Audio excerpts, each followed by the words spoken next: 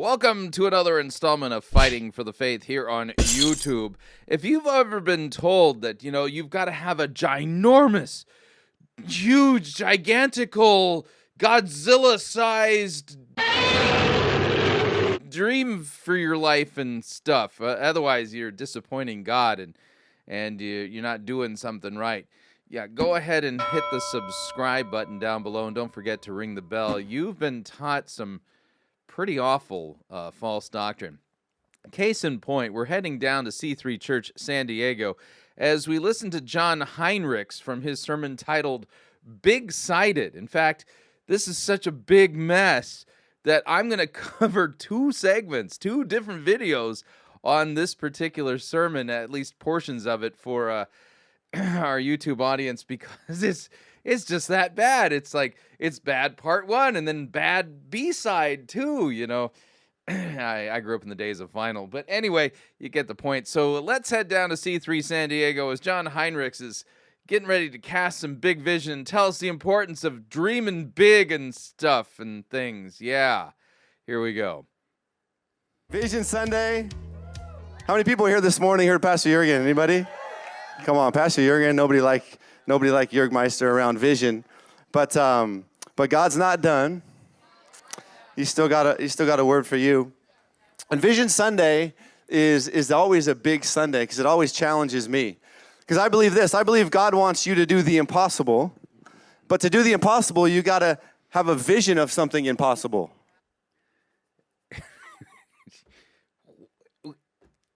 Really, God wants me to do the impossible. Well, then why'd he give it to me to do?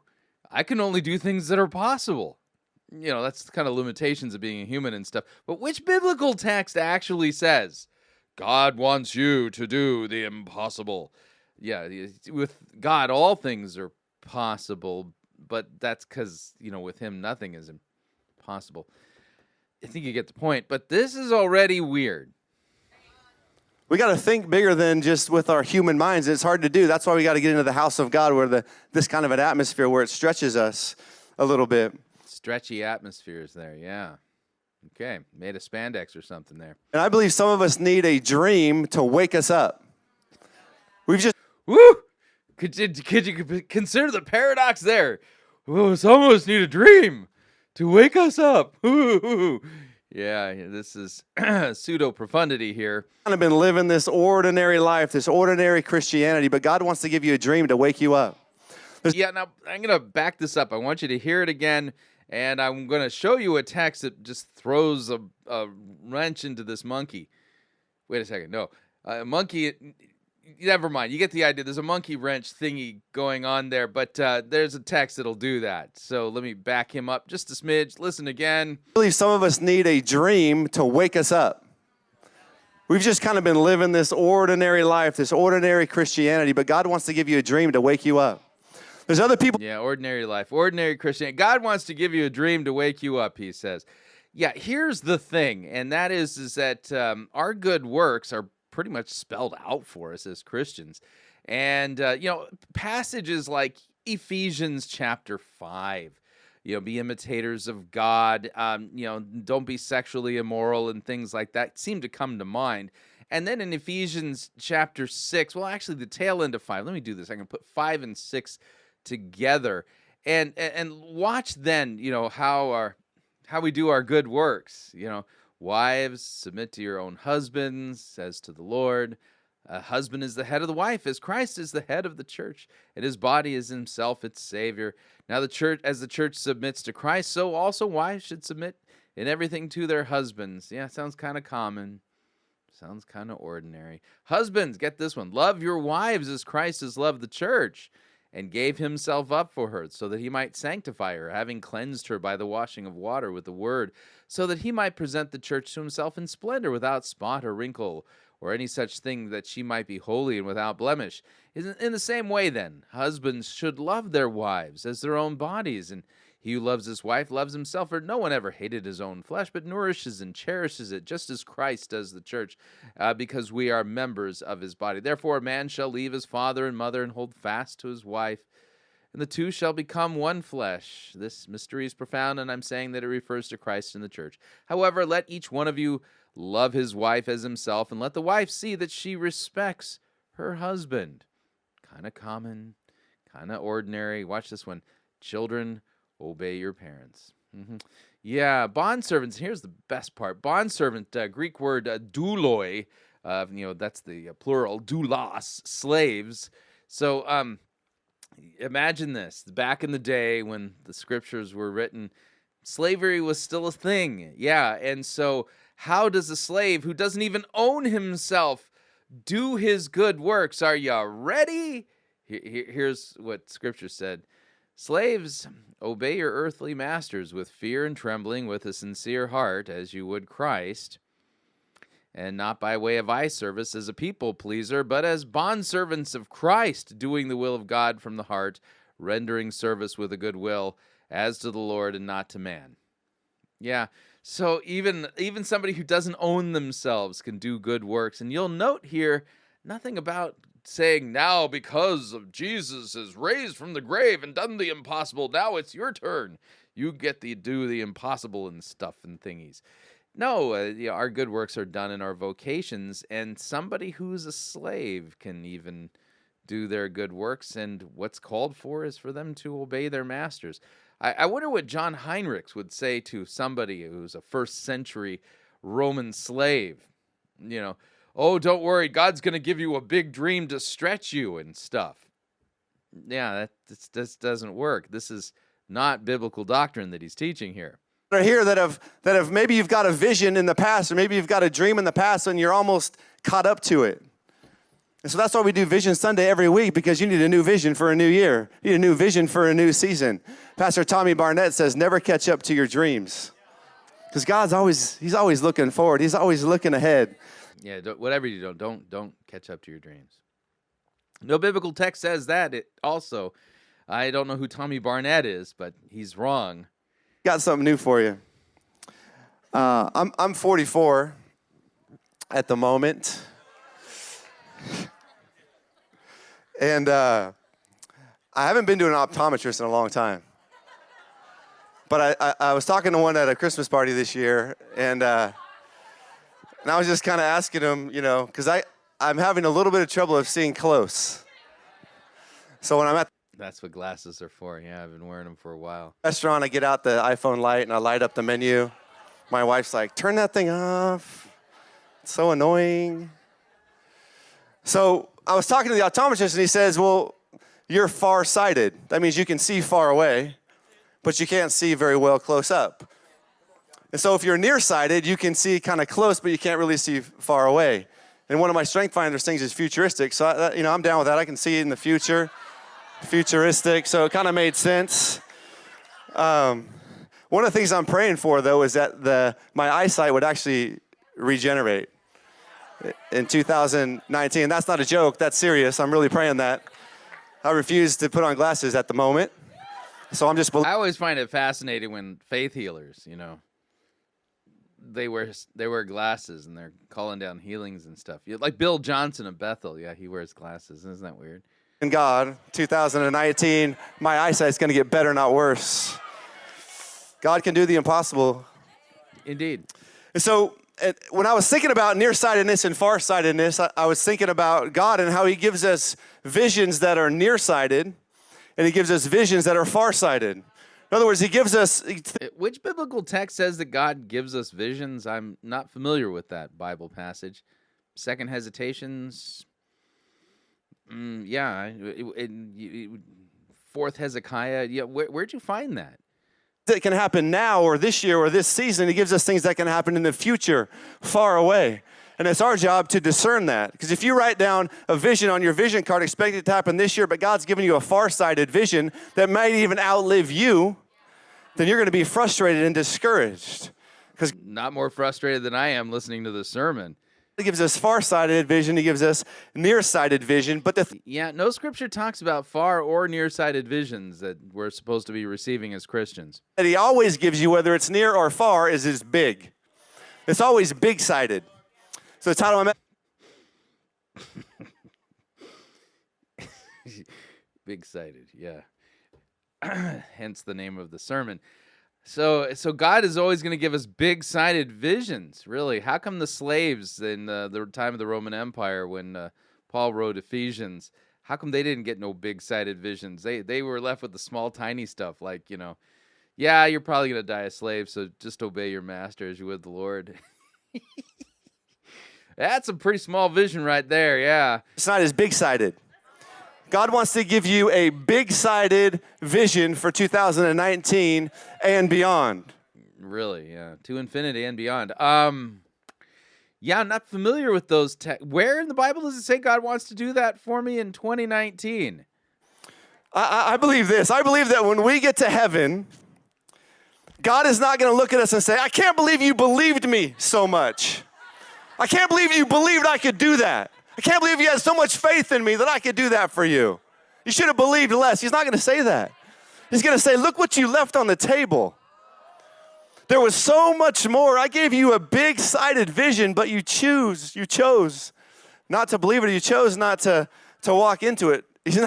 Yeah, you know what's really funny is that Jesus talks about the Day of Judgment in the Sermon on the Mount, and it's worth taking a look at what Jesus said regarding the judgment in the Sermon on the Mount. And I'll start, we're going to apply our 3 rules for sound biblical exegesis here. Yeah, even I have to follow those rules, which are context, context, and context. And we'll start at verse 13, but the passage in question is just a little down there, but we'll work it out. Here's what Jesus says. Enter by the narrow gate, for the gate is wide. The way is easy that leads to destruction, and those who enter by it are many. Yeah, that's not making me feel warm and fuzzy. Yikes. Okay, so the way to destruction is huge. It's a highway. The way to eternal life, it's not a very well-trodden path. It's small. It's narrow. The gate is narrow. The way is hard that leads to life. And those who find it, Jesus says, are few. So beware of false prophets. Now, false prophets then come up in that context of enter by the narrow gate, right? False prophets are these people who are going to lead you astray and put you on the wide highway rather than on the narrow path. Beware of false prophets who come to you in sheep's clothing. Inwardly, they are ravenous wolves. You'll recognize them by their fruits. Are grapes gathered from thorn bushes or figs from thistles? So every healthy tree bears good fruit, but the diseased tree bears bad fruit. A healthy tree cannot bear bad fruit, nor can a diseased tree bear good fruit. Every tree that does not bear good fruit is cut down and thrown into the fire. Thus you'll recognize them by their fruits. And now watch what comes up next. Get an example of some of the things we need to be watching for. So, not everyone who says to me, Lord, Lord, will enter the kingdom of heaven, but the one who does the will of my Father who is in heaven. On that day, many will say to me, Lord, Lord, did we not prophesy in your name and cast out demons in your name? And watch this, do many mighty works in your name.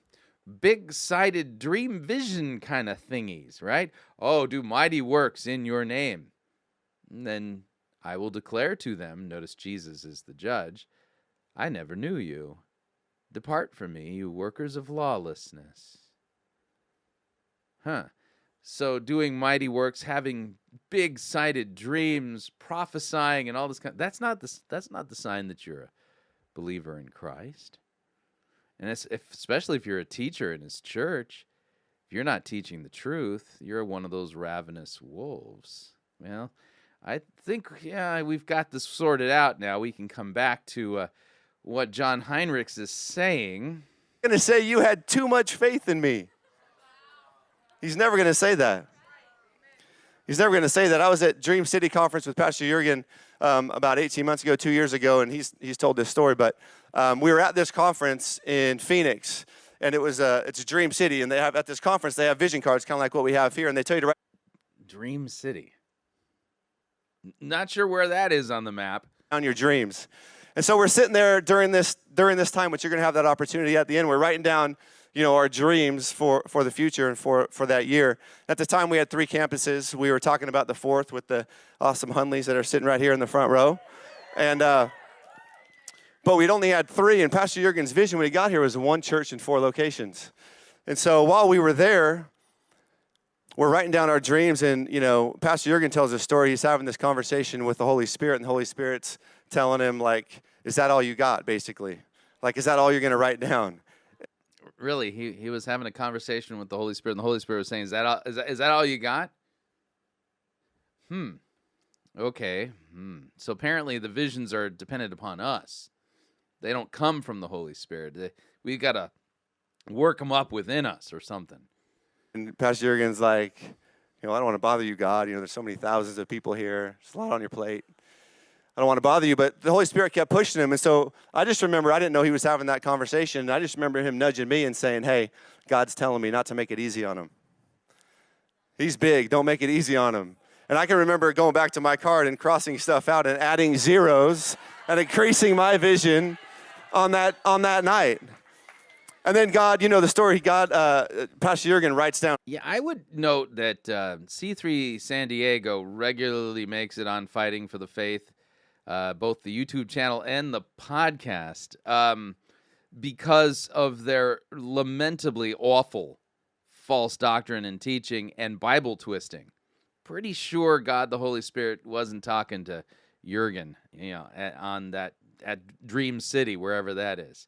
16 campuses, $250 million worth of real estate.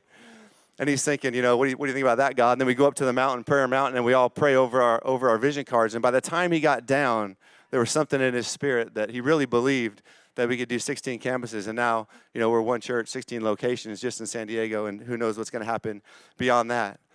The reason I tell you that is because God wants to give you an impossible vision. He wants.